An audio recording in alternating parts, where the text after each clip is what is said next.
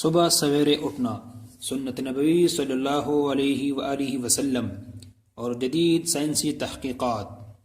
صبح سویرے جلدی کام شروع کرنا حضور اقدس صلی اللہ علیہ وآلہ وسلم کی طرف سے صبح سویرے جلدی کام شروع کرنے کی تاکید ملتی ہے۔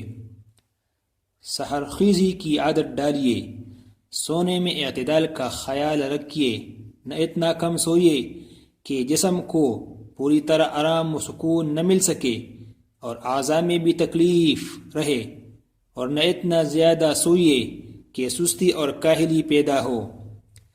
رات جلد سونے اور صبح کو جلد اٹھنے کی عادت ڈالیے۔ صبح اٹھ کر خدا کی بندگی بجا لائیے اور چمن یا میدان میں ٹہلنے اور تفریح کرنے کے لیے نکل جائیے۔ صبح کی تازہ ہوا صحت پر بڑا اثر ڈالتی ہے۔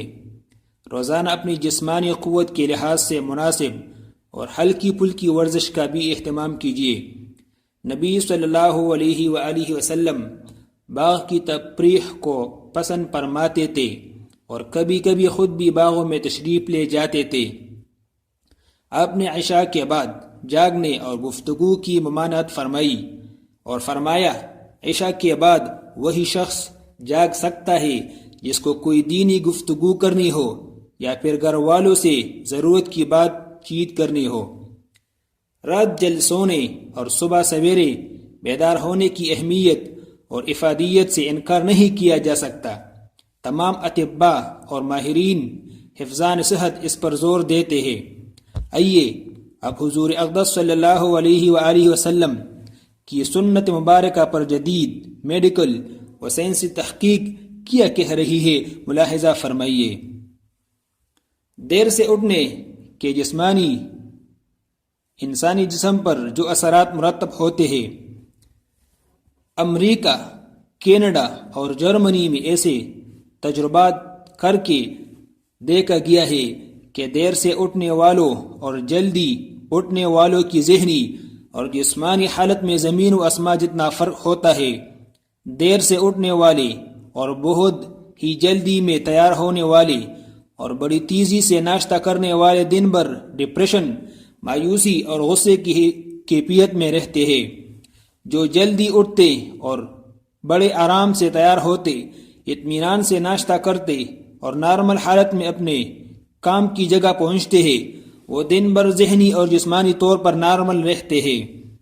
آپ دیر سے اٹھتے ہیں تو پہلا احساس یہ ہوتا ہے کہ آپ کام یا کالج سے لیٹ ہو گئے ہیں۔ آپ باغم باغ باتھ روم میں جاتے ہیں کیونکہ وقت نہیں ہوتا، اس لیے اپنے پیٹ کو آپ پوری طرح صاف نہیں ہونے دیتے۔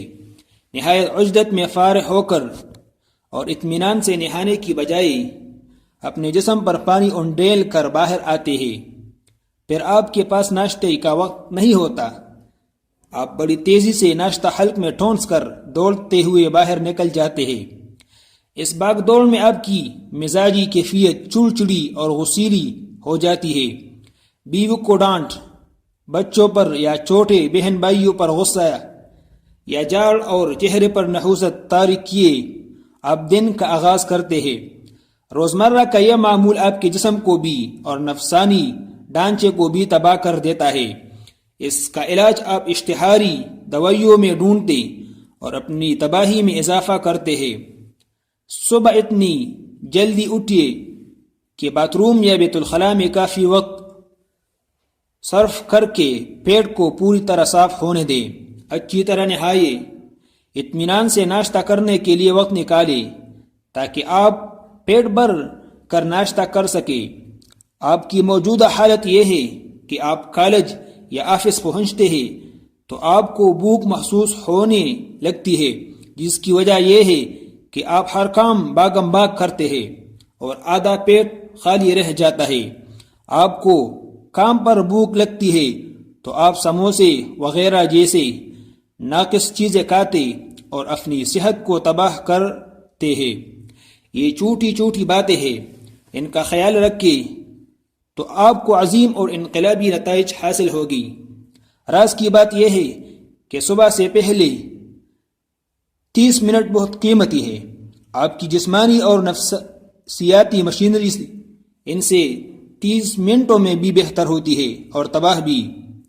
بہتری اور بگاڑ آپ کے اپنے ہاتھ میں ہے۔ امریکی فضائیہ کے لوگوں پر تجربات۔ ایک امریکی ڈاکٹر کی تحقیق کے مطابق جو لوگ جسم اور دماغ کے ٹھیک حالت میں آنے سے پہلے ہی کام شروع کرتے ہیں وہ دن بھر پریشانی، مزحمل اور تکے رہتے ہیں جب تک وہ کچھ دیر آرام نہیں کر لیتے۔ ان کی طبیعت روا نہیں ہوتی۔ اس سلسلہ میں امریکہ میں فضائیہ کے لوگوں پر تجربات کیے گئے ہیں۔ ان تجربات سے معلوم ہوتا ہے کہ جو لوگ صبح اطمینان سے بیدار نہیں ہوتے وہ دن بھر صلاحیت کے مطابق کام نہیں کر پاتے۔ جو لوگ حسب معمول اطمینان سے اٹھتے ہیں وہ تمام دن اپنا کام انتہائی خوش اسلوبی سے انجام دیتے ہیں۔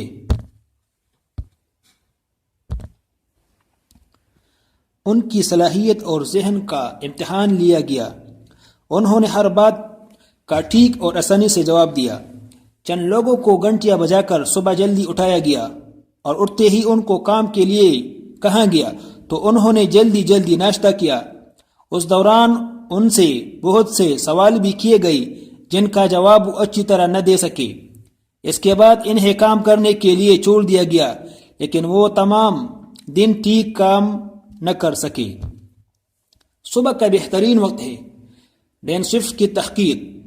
ڈین سوئفٹ کہتا ہے کہ مجھے کوئی ایسا آدمی آج تک معلوم نہ ہو سکا جو اعلیٰ اور ارفع درجات پر پہنچا ہو اور دیر سے صبح کو اٹھنے کا عادی ہو۔ شام کا وقت کام کے لیے، مطالعے کے واسطے، یعنی صبح کا وقت کام کے لیے، مطالعہ کے واسطے، سیر و تفریح، ورزش، العرض سارے کاموں کے لیے بہترین وقت ہے۔ ہر طرف خاموشی ہوتی ہے، نہ ہجوم ہوتا ہے اور نہ شور و غل۔ صبح سویرے اٹھنے کے لیے رات کو جلدی سونا لازمی ہے۔ سویرے اٹھنے کے لیے آپ اپنے آپ سے پکا عہد لے کر سو جائے کہ فلاں وقت اٹھنا ہے تو ضرور آنکھ کھول جائے گی۔ ولی چاو کی لمبی عمر کا راز۔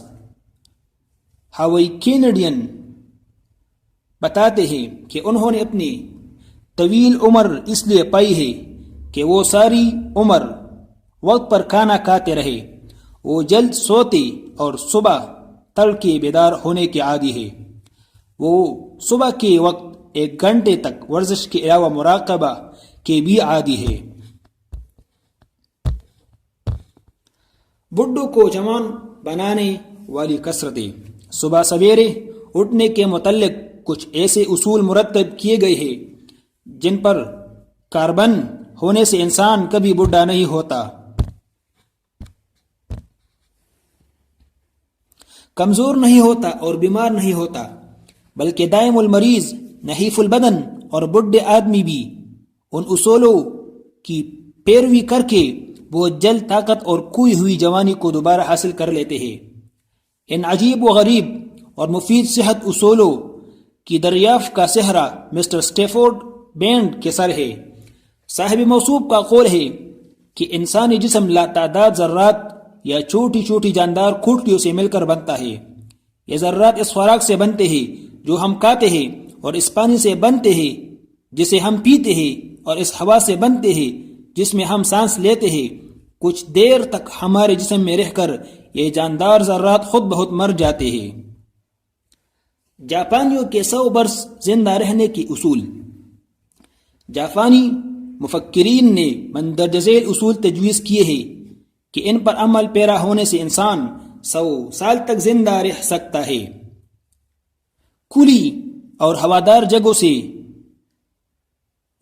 زیادہ وقت گزرنا، شام کے بعد جلدی سونا اور صبح جلدی جاگنا، کم سے کم 6 گھنٹے اور زیادہ سے زیادہ 7.5 گھنٹے سونا، اور سوتے وقت کمرے میں روشنی کا نہ ہونا، چائے اور قہوہ زیادہ نہ پینا، اور شراب اور تمباکو سے مکمل پرہیز کرنا، گوشت کا استعمال کم سے کم کرنا، حسب برداشت تازہ پانی سے نہانا، موٹے کپڑے پہننا، ہفتہ میں 1 دن چھٹی کرنا یعنی مکمل آرام کرنا۔